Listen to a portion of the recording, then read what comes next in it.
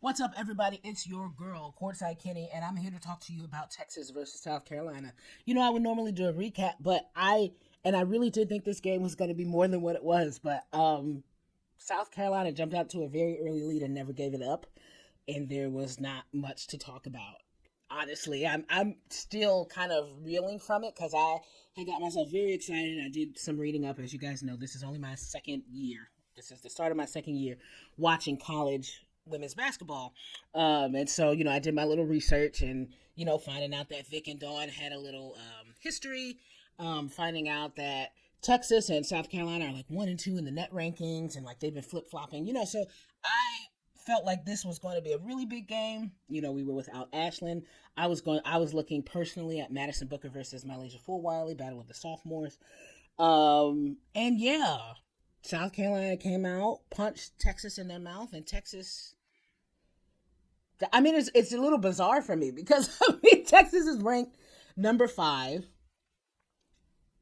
I didn't see it going like that. I thought again, I did my little research beforehand, and Texas is above us in a lot of things as far as statistics. They're like a point and a half better in terms of like their field goal percentage. I think we shoot threes better than them at a higher rate, but they rebound better than us.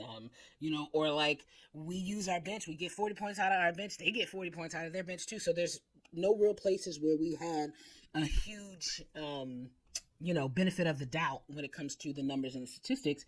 But, watching film, looking at it, I always kind of felt like Texas didn't have it. To me, I don't know what it is, because I'm an eye test girly, okay? And that's just the truth. But I'm an eye test girly, and I always felt like Texas was never going to get past us, but I couldn't really verbalize that in words because I didn't have the statistics to back it up. But now I do, and it's just wins versus losses. Because that's the best statistic you can have, is something in the W column. So I want to talk about some of the things that I saw, some of the things that I took away.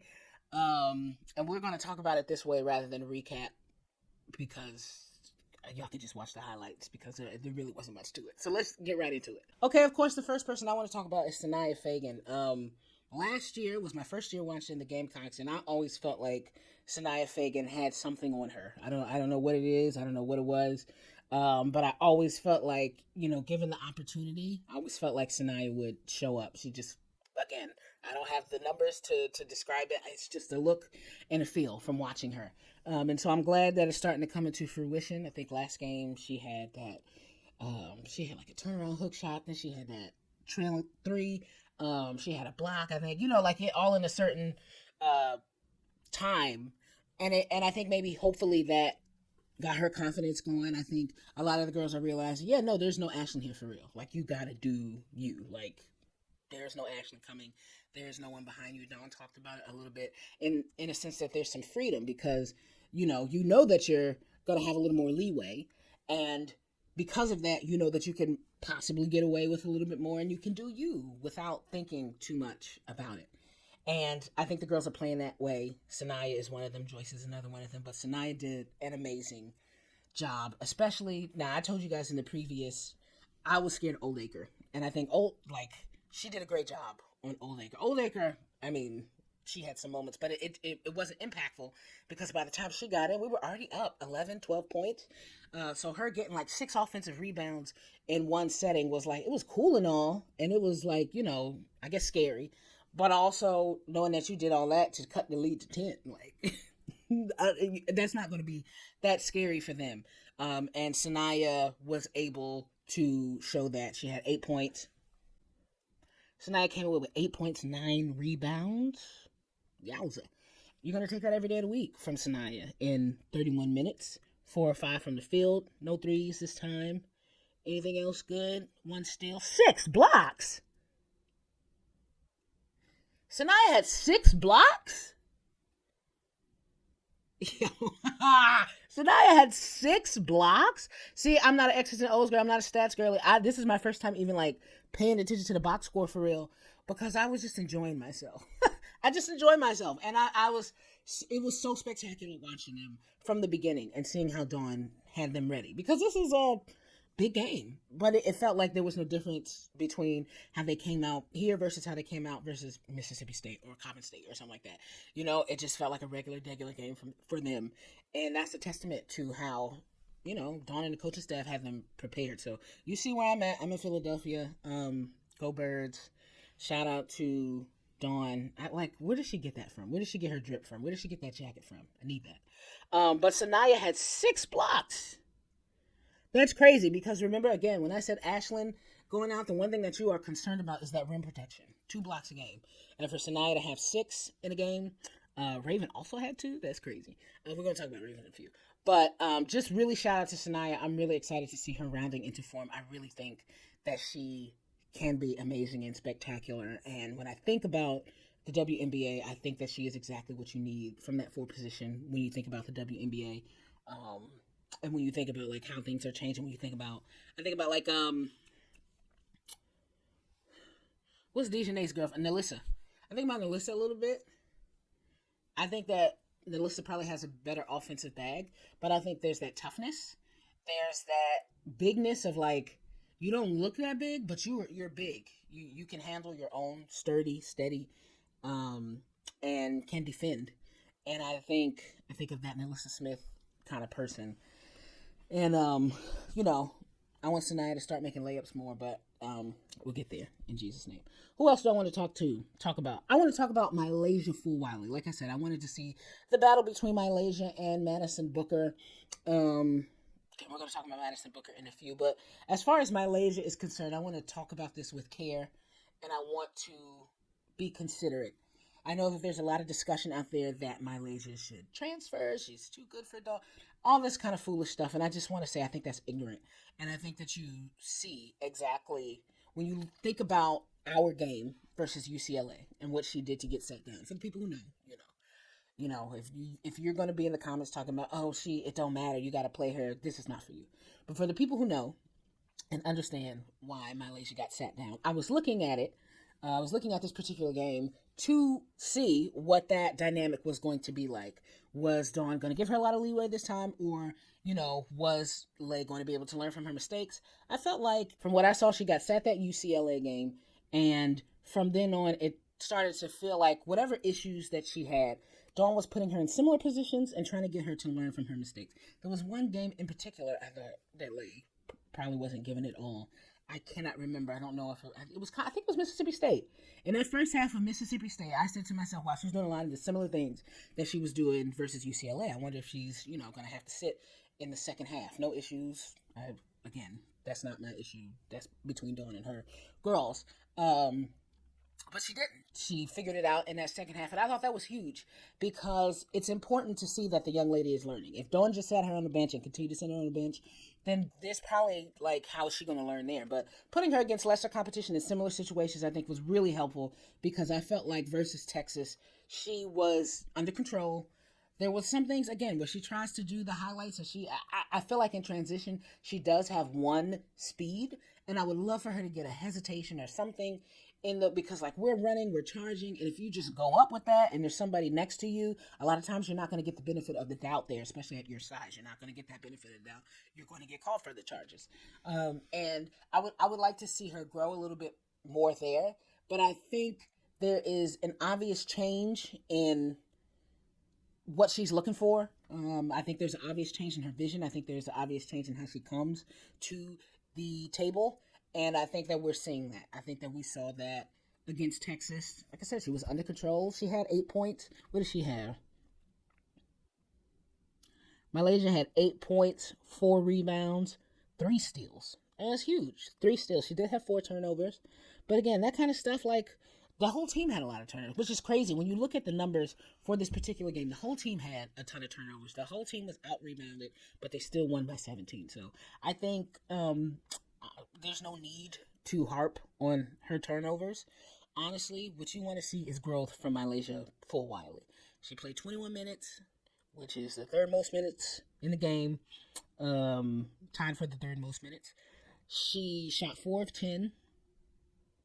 You'll take that. 40%. You'll take it off the bench.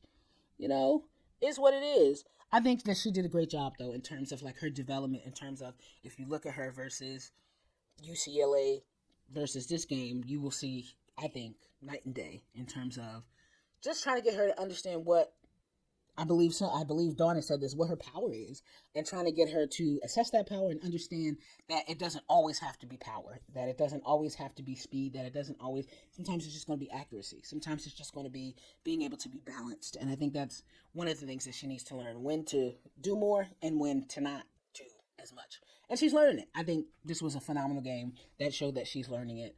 And I think Malaysia Fulwhite is going to be very scary next year. She's going to be very scary as a senior. And if she takes an extra year, good luck. So I'm amazed with Malaysia and what she did. And one other person that I have to come here and apologize to is Mariam Duru. I said when Ashlyn went down, I hadn't seen a whole lot from her to feel like she should get a ton more minutes. But she has shut my fat ass right on up. I mean, even what she did on Oldacre last game, it didn't come through on a lot of what she did last game. Did not come through on the stat sheet because I felt like a lot of what she did was on defense. When Oldacre came in, she came in, and I thought that she did a really good job. I think the approach, the strategy was to front Oldacre when Mariam or Sanaya had her, and I think it worked. She did phenomenal. She held her own. Again, it's not something that you're going to see in the stat sheet. What a Mariam had. Mariam played 7 minutes, which is about right for her. She has nothing. There's nothing on this stat sheet. She missed some shots. I don't care. I thought that she did a great job in her 7 minutes. There was some issues, and I think that when you do put her out there, you are looking for some offense, which is probably why she maybe only had 7 points. 7 minutes. But personally, I think she did a bad job. I was very impressed by her this game as well as last game. And again, huge apologies to Mariam for not thinking that she had it, but she got it. She can do it. And of course, we want to see a little more of that aggressiveness, and it'll probably just come with time. My wife was telling me, Mariam was a starter, and now she's playing 7 minutes a game, and that's a huge difference. And you have to be able to learn that, and it might take some time. And so I am, again, deeply apologetic to Mariam. You did your big one. Shout out to you. I also want to shout out Breezy Hall.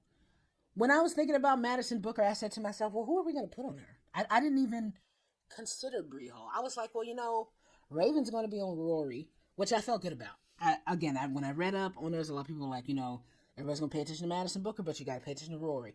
Rory, a little fast, quick point guard. You got to watch out for her. But I was like, I got Raven Johnson. I'm not too concerned about Rory.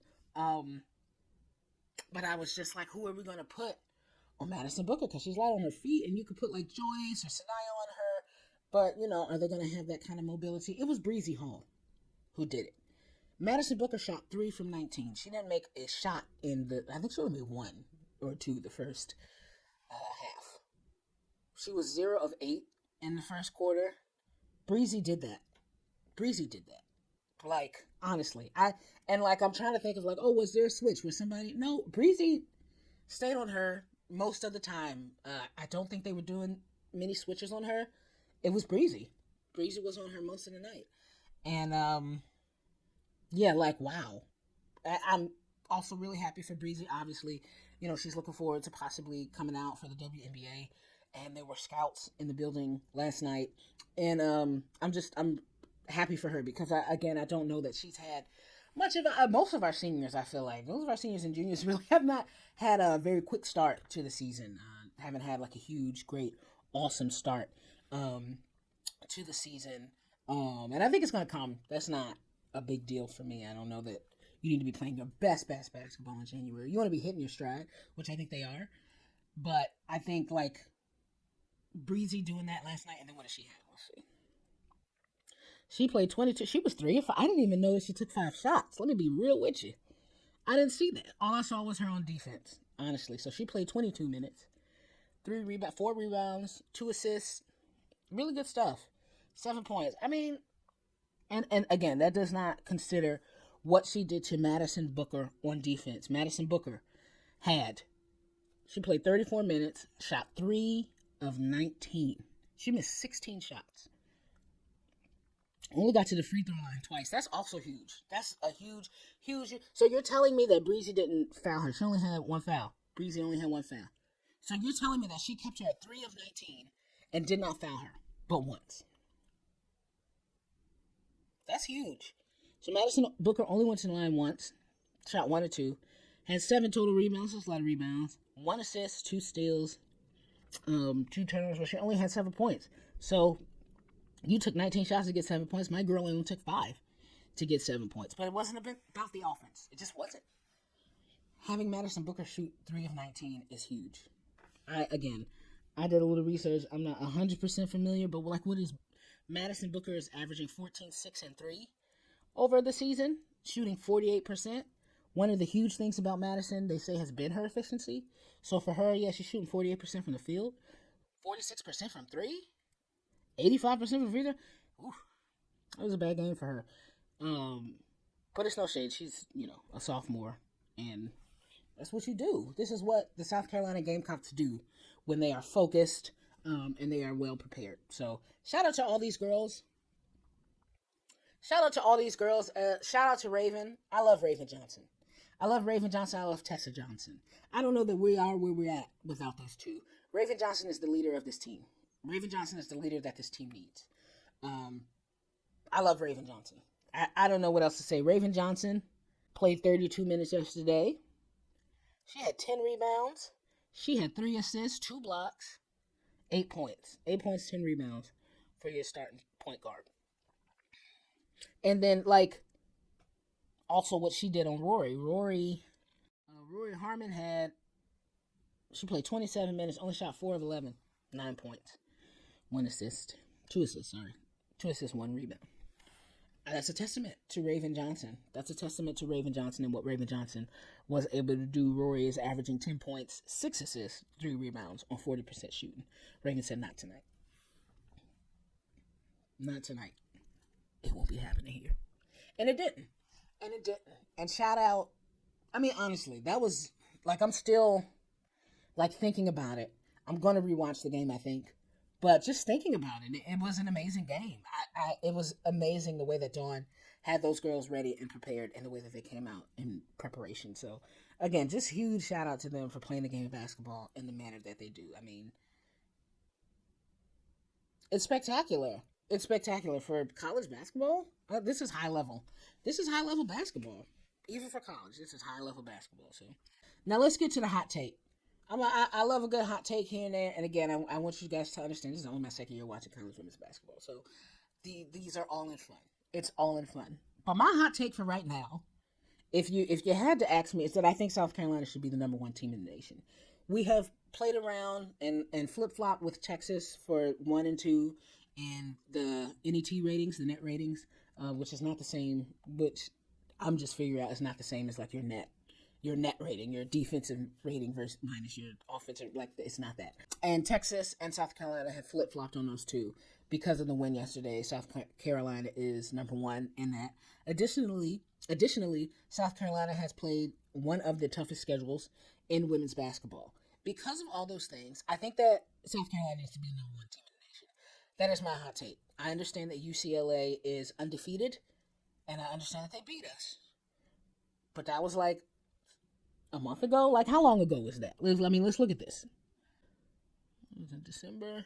No, it wasn't. It was in fucking November. It was our 6th game of the season. Additionally, we've played 6 ranked teams, and we've gone 5-1 against those ranked teams. And like I said, the one loss was our 6th game. That was in November. So I'm starting to feel I'm gonna let you cook for the next week or 2, but I might start getting crazy about it because I really do feel like we have shown enough to be that number 1 team in the nation. 2 is not bad, and it's not, you don't need number 1 to win a national championship. You sure don't. But I think that we have done the work to show that we are the number 1 team in the nation. Additionally, we got a whole lot of ranked teams coming up, and I would say by February, if we have beaten all these teams, we need to, if we complete January, we got Alabama, who's ranked 18. We have Oklahoma, who's ranked 10. We play LSU, who's ranked 6th, and we play Tennessee, who's ranked 16th. Those are the next 4 games. We're gonna beat all those teams, and when we do, I want to be number 1. after that. I really do think that we deserve that. At the end of the day, UCLA plays in a conference that is not as top heavy as ours, and that's no issue for them. But you could have scheduled differently in the first month or two of your season um, to combat that. I do not think that UCLA is a better team than. I have to look again. Don't get so. That's where I'm gonna start lying. That's where I'm gonna start lying. However, I do think at some point we need to be the number one team. UCLA played Michigan, Louisville, and us. Those are the only ranked teams that they played. I just, I don't know. Let me know if y'all think I'm crazy, but I think that South Carolina needs to be the number one team in the nation, especially if they get through January undefeated. If it doesn't happen, I'm gonna start saying mean things. I'm gonna start being mean, and we don't want that. We don't need that. So hopefully that hot take will come to fruition soon. Shout out to the girls. Shout out to Dawn Staley. Always and forever. Go Birds. Shout out to who else can I give shout outs to? I mean, everybody did a fantastic. Chloe Kitts. Chloe Kitts has been that girl. Ha! Chloe Kitts is that girl. I like Chloe Kitts. Chloe. Like some of the stuff that Chloe is pulling off is crazy. Have y'all seen her? Chloe Kitts is crazy. Pow Pow started us off, in the game, getting our offense going without her. But I don't even think that we begin the game like we did. So shout out to her. Shout out to Joyce, always. Shout out to Adele, got her 3 minutes in. I would love to see more Adele. Y'all know me. And then shout out Tessa. I love Tessa. I love Raven. I love Tessa. I love Johnson and Johnson. Those are two gamers. Those are two players I will always want on my team. Just steady, sturdy, smart. I love those girls. So I love the Gamecocks. I had a great time watching yesterday. I was taking notes for the game, and I was like, okay, this is what's going to be in the recap. And then by the third quarter, I was like, wait a minute. Because I was like, okay, of course, the story is going to be that, they're going to come back. Madison's going to start making shots. And then it didn't happen. And I was like, yeah, no, I'm not. If you want a recap, let me know. I'll do one maybe this week if you want one. But that was crazy. That was a great game for the South Carolina Gamecocks. Somebody in my comments did post on one of my recaps. I think it was the one against CSU. And they said, yeah, that'll work now, but it won't work against the big dogs in the SEC. And I replied to that and I said, baby, we are the big dogs. Huh? What are you talking about? We are the big dogs. And we proved that last night. So shout out to them. Shout out to them. I love it. Shout out to them. The next game will be this Thursday against Alabama. That'll be a really good game. I'll do my research for that to see what I'm looking forward to. And I might start doing a pregame video or something like that. Let me know if you guys would like that. Just, what to look forward to stuff. So that was really fun. Shout out to them. It's just really good. So I'm Courtside Kenny. Like, share, subscribe, comment. I don't know. But yeah, thanks for watching, y'all.